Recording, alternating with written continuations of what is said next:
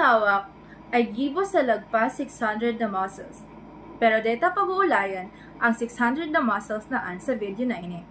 Ang sa tungurayan ay ang tungkol sa kung ano ang musculatory system, pinaka-function kang musculatory system, types kang muscles, types kang muscle fiber, musculatory system as in contribution kaini sa homeostasis, kausa kang sociological muscular atrophy, sliding filament theory, saka ang mga sustansya na kaipo para mamintinar ang healthy na muscles sa kapano. Ano nga ba ang musculatory system? Ang musculatory system ay ang kabuuan ng mga kalamnan sa hawak ta. Ini ang nagtatuon ng kusog sa to para makahiro, makagigo ng trabaho asin magtaon ng mga suporta sa satong mga tulaang. Ang primary na purpose kang muscular system iyo ang mag-provide ng movement sa satong hawak. Nakakahiro ang mga muscles na ini sa paagi kang nervous system. Paghiro araw kang paglakaw, pagtaas ng kamot o pagngisi ay trabahoan kang satong muscles. Igtabangan kita kang muscles pati sa postura kabalin ang satong pagtindog. Ang muscle system ay napapanga sa tulong klase kang muscles. Saka ang kada saro kang muscles na ini ay pwedeng maghiro sa saro sa duwang paagi. Pwedeng voluntaryo o bakong voluntaryong paghiro. Ang cardiac muscles ay involuntary muscles. Naghihiro ini dawa mayong kontrol halis sa satong utak. Uning mga muscles na ini ang na-form ning wall sa satong puso na nagko-contract para mag-circular ang dugo sa satong hawak. Ang visceral or ang smooth muscles saro man sa involuntary muscles. Nahanap ini sa mga organs o organ system arog kang digestive saka respiratory system. Ang ikatulong muscles ay ang skeletal muscles. Ini ang pinaka naiisip ta kapag pinag-uulayan ng muscles. Uni ang mga muscles na nakakabit sa skeleton na na-provide ng abilidad na maghiro.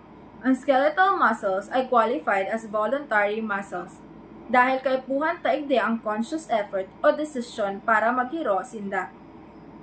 Ang tulong type kang muscles na ini ay gibo sa muscle cells o ang inaapod na fiber.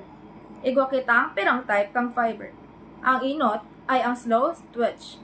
Para sa mga diet na hiruon, halangkaw ang endurance kaya mas nagagamit ini sa haluyang trabaho, araw kang sa likod para sa pagtindog maghapon. Panganduwa ay ang fast twitch. Kondisyonin kusog as in endurance. Madali ining mag-react kung kaya madali man maubos ang enerhiya kani sa trabaho. Sliding filament theory. Sa laog kan muscle fiber, igwanin duwang klase ng filament. Ang actin asin ang myosin. Ang actin ang thin filament at ang myosin ang thick filament. Panagkaigwanin signal hali sa utak o via nerve impulse, nag-release ng calcium ion sa muscle fiber. Ini nag-aalaw sa myosin na magdukot sa actin. Ang pag nagdukot na sinda, ang myosin head o ang nagpupul o nagbubutong sa actin pasiring sa sentro. Kaya ang sarong muscle fiber naghihipot. Dahil talaga napupundo o napapahalaba ang filament kundi nag-slide sinda. Papasiring sa kada saro kaya nagiging shorter ang muscles. Pagkatapos kang contraction, ang ATP or ang energy molecule nagagamit para makaluwas-liwat ang myosin halis sa actin. Kaya ang muscles pwede na mag-relax. Ang thermodynamics nagpapahiling kung paano nag-iiba-iba ang enerhiya. Sa muscle movements, ang chemical energy halis sa ATP nagtatransform bilang mechanical energy para maghiro ang muscles. Halimbawa, kung naglalakaw ka o nagbubuhat, ginagamit kang hawak ang enerhiya halis sa pagkakan na nagiging gasolina para sa contractions.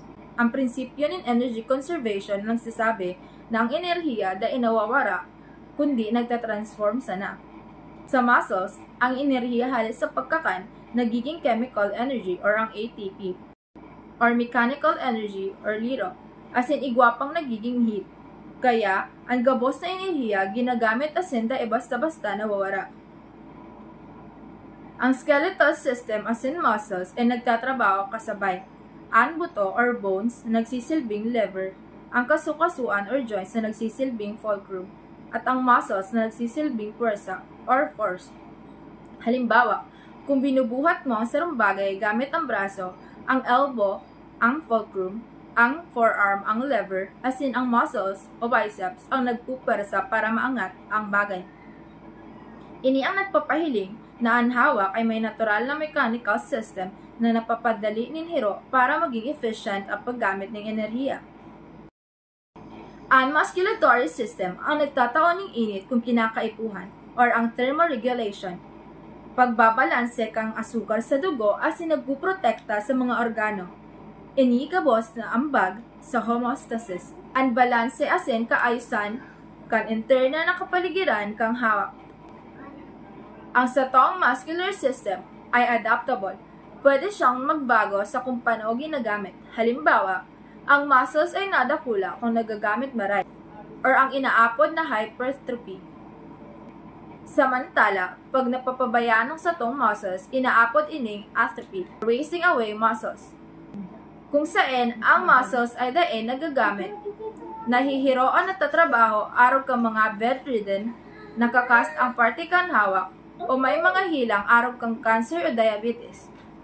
Pwede man na dahil sa malnutrisyon. Ano nga ba ang mga nutrisyon para sa healthy na muscles? Para maging matibay as in masustansya ang muscles, importante ang mga nutrisyon na ini. Inot, protein. Ini ang pinaka-importante. Ginagamit kang hawak para ma-repair as in mapakusog ang muscle fibers. Nakukuha ini sa sira, sugok, karne, gatas, as in beans. Carbohydrates. Sinda ang main source ng energy. Kung nag-i-ehersisyo o nagtatrabaho ang muscles, ang carbohydrates ang nagtatransform bilang glucose na ginagamit kang muscle cells. Nakukuha ini sa maluto, tinapay, kamote, asin, prutas. Fats. Bakong gabos na fats maraot. May mga good fats na importante para sa long-term energy as in cell function. Nakukuha ini sa avocado, nuts, olive oils, as in sirap. Vitamins as in minerals. Ang vitamin D as in calcium para sa matibay na buto as in tama na contractions kang muscles.